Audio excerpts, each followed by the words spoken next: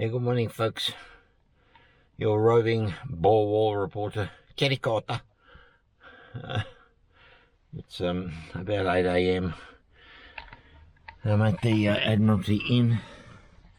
Bit of light reading for today. The war with Johnny Boer. Still ploughing my way through that. Initial thoughts on this motel were a little shady. But I'm not out of here yet. But yeah, the bed was quite comfortable last night, although we are on a main road, and as such there's a traffic through the night, sirens, police, ambulance. Anyway, today is an unusual one for your roving Boer War reporter, because we're getting a ferry across the Port Phillip Heads. We're getting the ferry from Queenscliff to Sorrento at 10 o'clock. It's just after 8. So they said boarding can be an hour before departure, and I've got to get my way out to Queenscliff. This is the main road. It's pretty busy. Oops. I'm not used to traffic.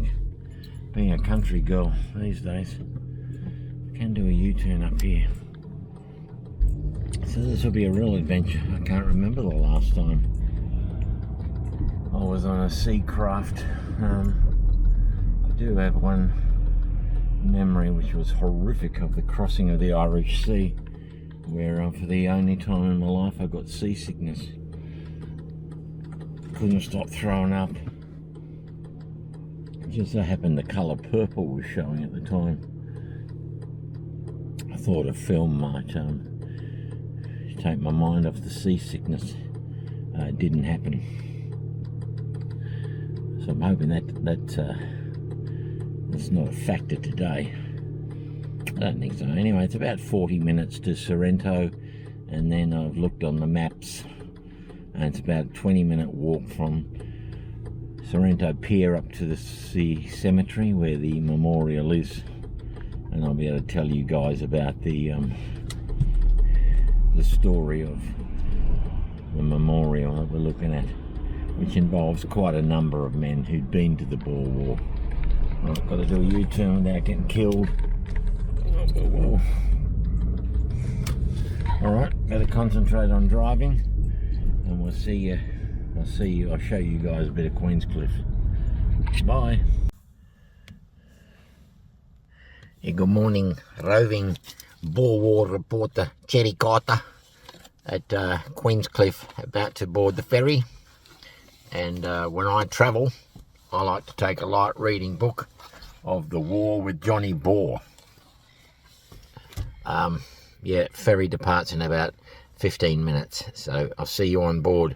Aye aye, skipper. Gilligan. Alright, let's resume boarding for the first time. It'd have to be 30 years since I've been on a sea craft, I reckon. Of course, first thing we see is a shop. Isn't that brilliant? Look at that rope. I've got to say, I'm a bit edgy up here. I'm scared of heights, especially when there's sea water under me. Alright, people are ordering stuff.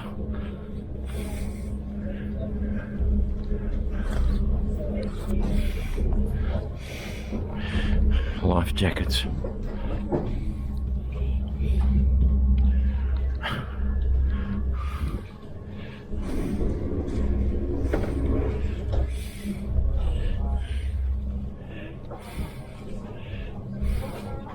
Didn't know that. 1803, first settlement.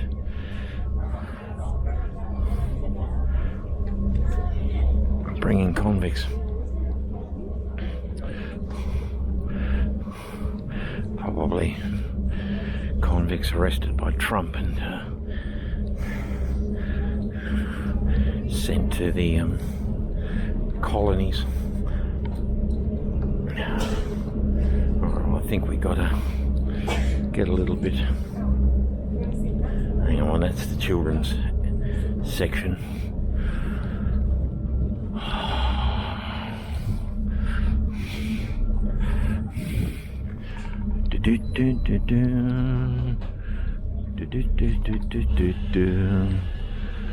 That's a good one.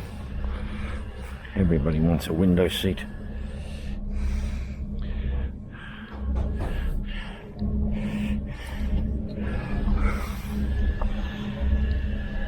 Oh, very grey day out there. Not cold though, I wouldn't say it's cold, but it could be. Okay.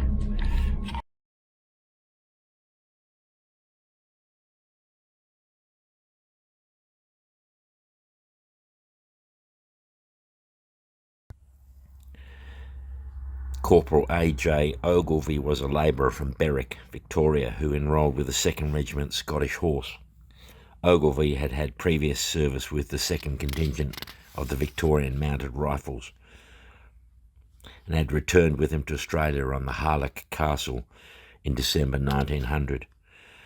When a recruiting agent visited Melbourne in January 1901 to enrol more men for the Marquis of Tulliverdene's Scottish Horse, Ogilvie joined up once more and departed as an indulgence passenger in the Orient for South Africa in February 1901. The troopship of the 5th Victorian Mounted Rifles disembarking at Cape Town in mid-March, the Scottish Horse ultimately ended up in Middelburg in the Transvaal under Major Murray, the commander of the newly formed 2nd Regiment.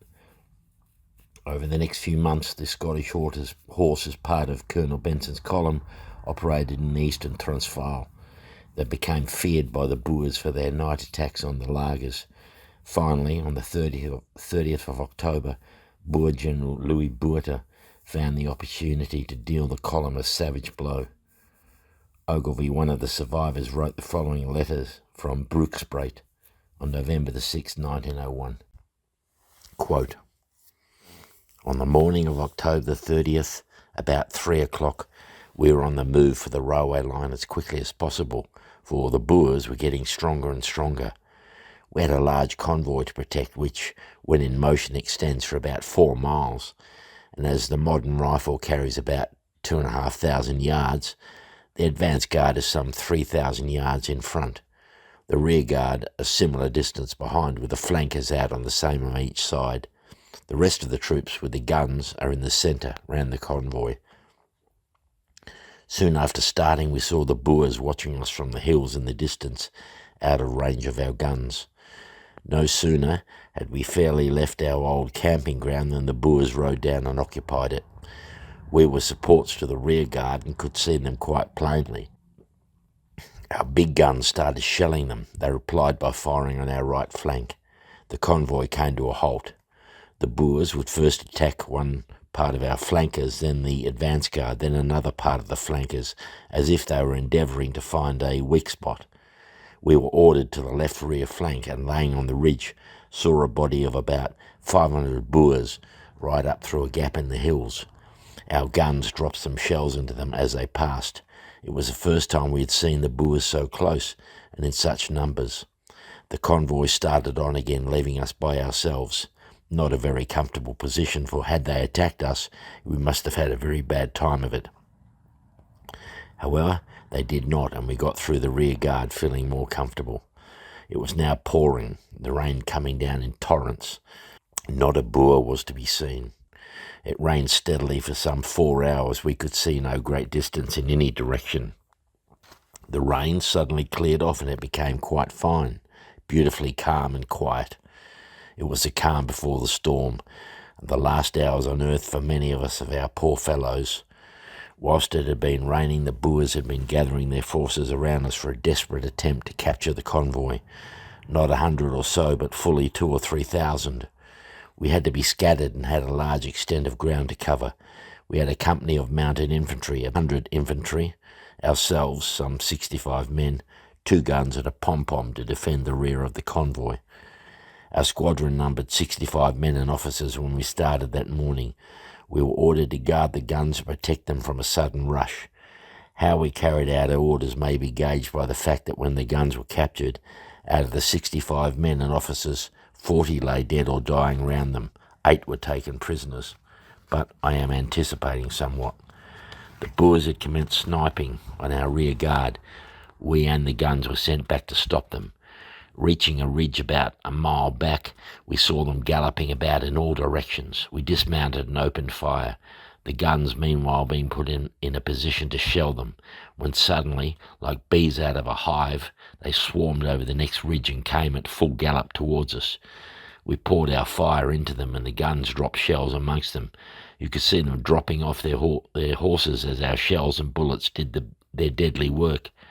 They got halfway up the slope but could not face the fire, retired, and shortly after tried again once more. Our fire beat them back, and so on during the couple of hours. Then they left us and galloped back to attack the right flank. Meanwhile, Boerta, with about 1,000 men, reinforced the Boers at the rear, and they attacked our rear guard. Our guns were retired to the next ridge. You could hardly call them ridges. Gentle rises would more adequately describe them. No cover at all, only the grassy slopes.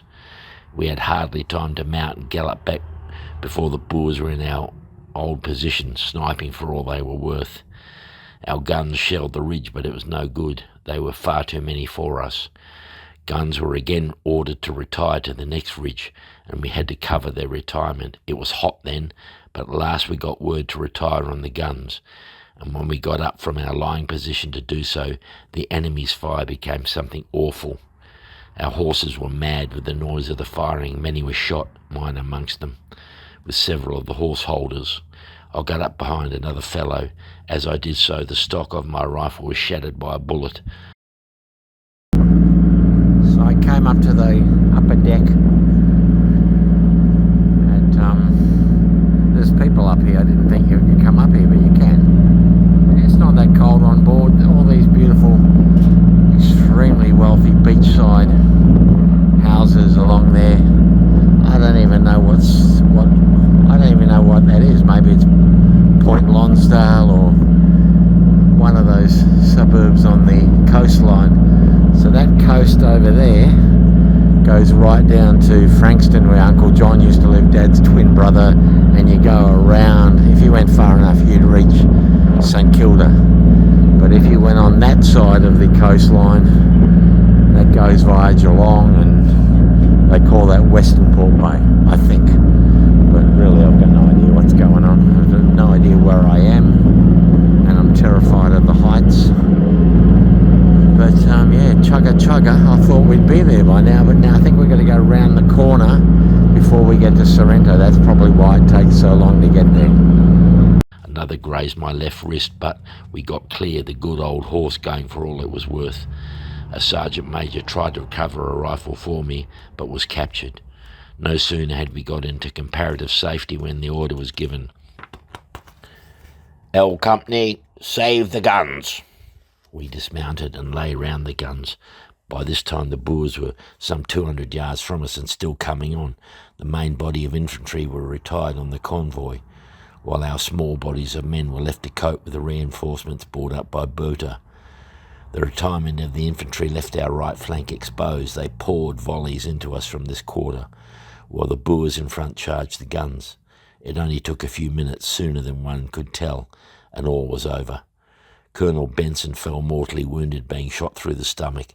Our commander, Major Murray, fell, and the Boers shot him as he lay helpless, wounded. Captain Inglis, our captain, was shot in the head with an explosive bullet. His brains were scattered all over the place. Lieutenant Woodman was mortally shot in the stomach. Altogether, some 40 men fell in a few moments round the guns.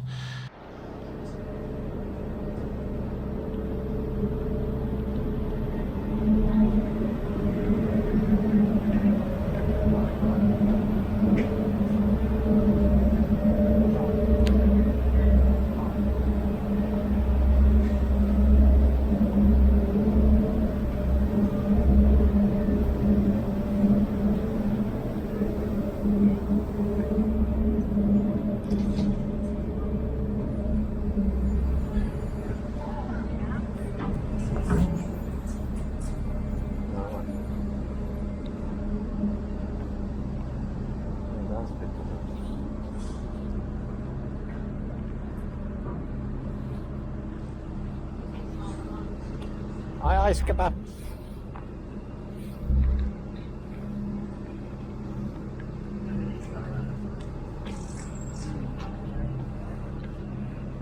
Can't label that. Yeah, they can't label.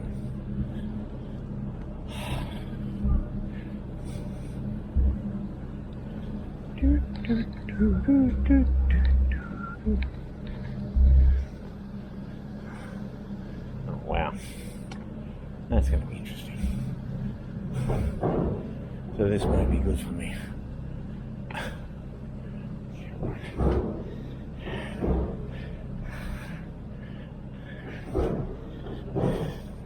I don't think I need that.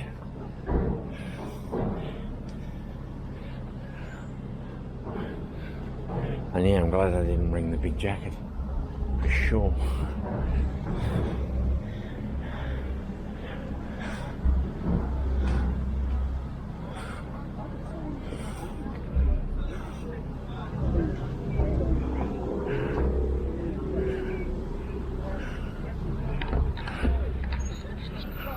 $650. After a monumental hike, I took the wrong road, didn't I? It took me almost to the back beach of Sorrento.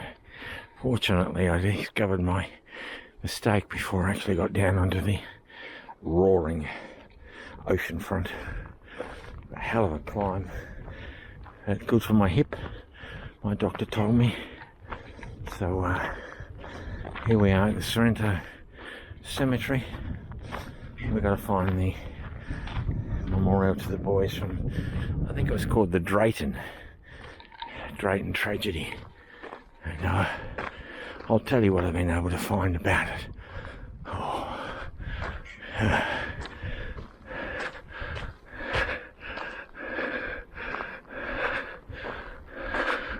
Can't be that many graves here.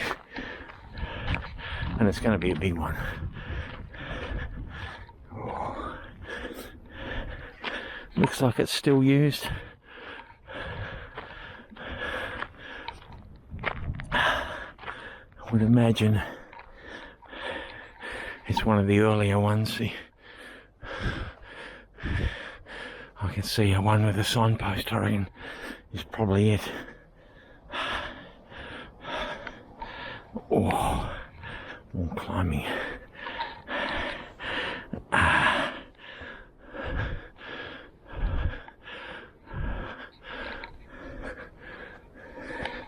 Chinese one, Chang Tao. Oh, a few Chinese. Oh, they like putting their photos up. There's one to a shipwreck. Here we go. Boer War Memorial. Okay. The Drayton Grange. Yeah, she was a twin screwed steel four-master launched in 1901, so it was a new ship. It was designed to carry frozen meat, but later fitted out to carry the troops. It was contracted by the British to take troops to England and the colonies. So these men had served in the Boer War and they're on their way home. Due to a mismanagement by the military and civilians, well, that authorities, well, that's not surprising. If they can screw up something, they will. But once at sea, the ship was overcrowded. Quickly, disease broke out among the 1,500 troops. Measles, influenza, pneumonia swept through the ship and overwhelmed the medical facilities and the staff.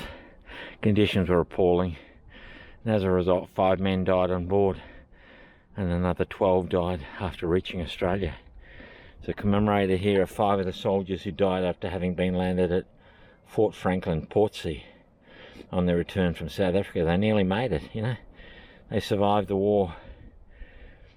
So the ceasefire had been signed in May, and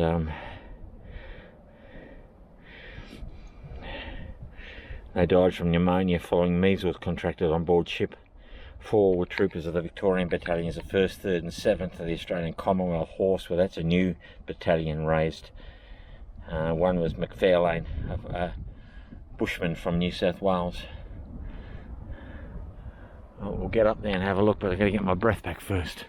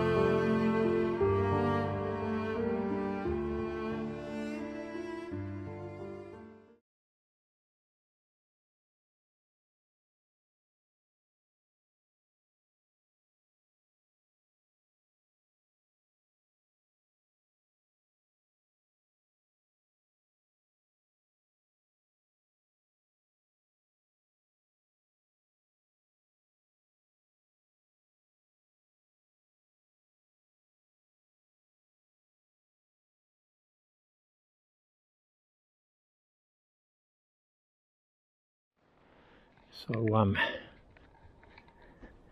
a forlorn cemetery, you know, a lot of men, sailors, lost at sea here. Here's another one, the SS Alert. But there's another one there, the Sierra Nevada, where they lost 23 of 28. They ran onto the rocks. It's real dangerous along the surf coast. Surprised with how many Vietnamese and Chinese are here. But anyway, I had to come here. Ooh. So we can see the monument. Hey, at Drayton.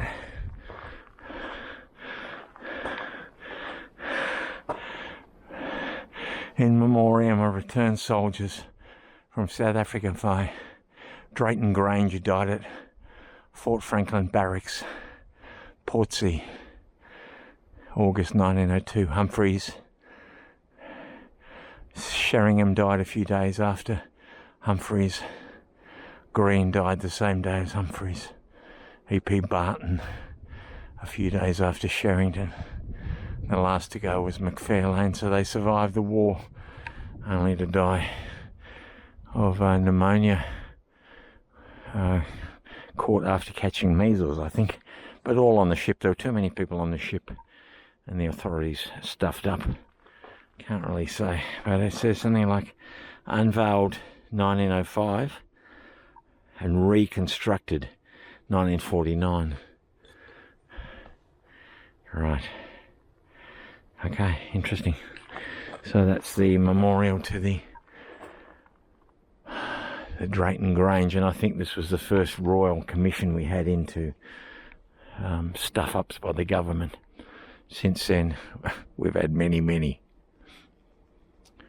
In fact, there was a royal commission into corruption in the police force that I believe my Uncle John was mentioned in. He wasn't a main player, but he was a senior sergeant way down that way in Frankston. My dad's twin brother. But anyway, I digress. So, alright, we can make our way back to Sorrento. It should be downhill most of the way. And maybe might have some fish and chips. I've enjoyed my day, my excursion out to Sorrento.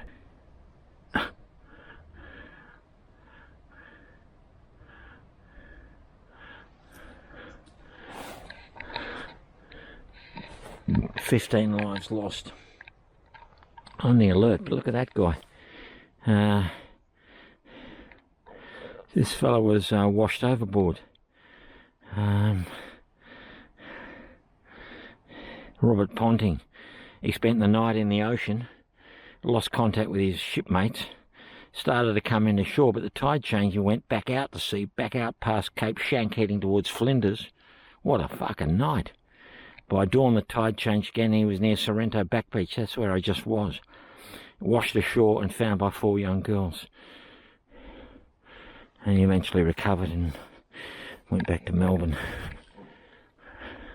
But this is the memorial to the Sierra Nevada.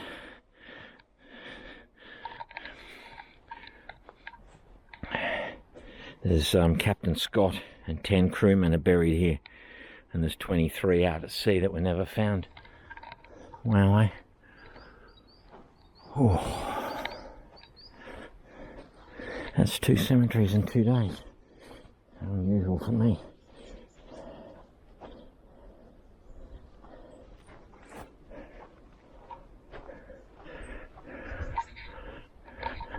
Tea trees protected from the wind. What I say, it wasn't at all chilly. Got a jumper in my backpack, but it wasn't chilly at all. I've got the backpack that I carried to South Africa.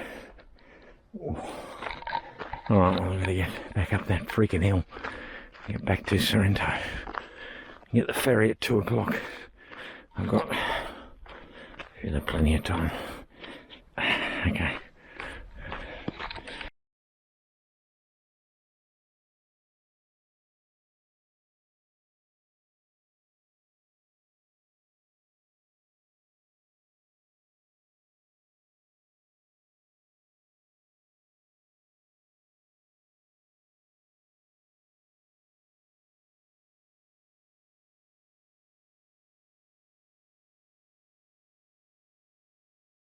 The gunners brought up a team of horses to drag the guns away, but as soon as they reached them, they all fell together, just as if they'd been mown down with a scythe. Every one of them lay dead or dying, one confused mass of men and horses. We fought for dear life over their dead bodies. If I saw little during my first period of service in South Africa, I saw more than I bargained for on that day. The groans and shrieks of the dying, the shrieks of the wounded men and horses, the pitiful entreaties for water, the writhing, twisting and doubling up into all manners of strange contortions of those around us were sounds and sights I will remember till my dying day. One poor fellow shot through the chest lay alongside of me, and the sound of the blood gurgling out of each respiration haunts me still. Our ammunition gave out. They tried to send us some by mule carts, but the mules were shot. 2 runners tried to bring us some, but they were also shot. Then the Boers came charging down on us, yelling, hurrahing, and stopping to deliberately shoot our wounded men. A lot of our slightly wounded men were finished off. As we could practically offer no resistance, we got up and ran for all we were worth. All our horses were shot, so run we must or be taken prisoner. The Boers were so taken up with the capture of the guns that they overlooked our small remnant running away. When it got dark, we retired into trenches and the Boers stopped firing. You've seen pictures of after Waterloo round the farmhouse. There was no exaggeration of the horrors of war in them. We were retired to a farmhouse and the sight was something beyond description. Men covered with blood and dust, torn clothes, no boots, some without hats or coats, wounded and dying horses, all gathered together in one huddled up mass, the men asking for news of their mates, the wounded beseeching us for water, the poor horses looking mutely at us as if asking for relief, which we gave them in the shape of a bullet. Poor brutes, they did their work well. When we retired to the trenches, the firing ceased, and if by common consent, the ground between the 2 forces became neutral. British and Boer under the white flag went out to seek for the dead and give aid to the wounded. The Boers said they would have the convoy during the night, so every man had to stand to arms in the trenches during the whole night. To make matters worse, the rain came down in torrents. The trenches became half full of water. My coat had been lost when my horse was shot, so I had no coat and got wet through, remaining so all night. Strange to say, I suffered no ill effects. But if our sufferings were bad, what must have been the agonies of those poor fellows laying out on the ridge and slope in front of us. Nearly 500 dead and wounded British and Boer lay out that night. We could see the lanterns of the ambulances flitting back and forward like little fireflies as they searched for the wounded. All night long, wounded men kept crawling along the lines covered in blood and dirt, the majority with hardly any clothes on. I'm so sorry to say that the Boers stripped the wounded as well as the dead, leaving some of them with nothing but shirts and socks on. Many died from the exposure. Many more lived in agony till the morning and died as soon as they were found. The Boers stripped the dead stark naked, and the most horrible sight of all was the dead bodies glistening in the morning sun. The Boers have a great hatred for the colonials, and it's not safe to say you are one if you chance to be captured. Should the better class of Boer capture you, there is not much to fear, but the lower class Boer and the foreigners don't hesitate to strip you of everything, and if you chance to be wounded, finish you off. I'm all right myself, but it is hard to realise that so many of our chums have fought their last fight. Nearly every fellow in the camp has lost a friend, and I think you'll be able to realise something of what we've gone through.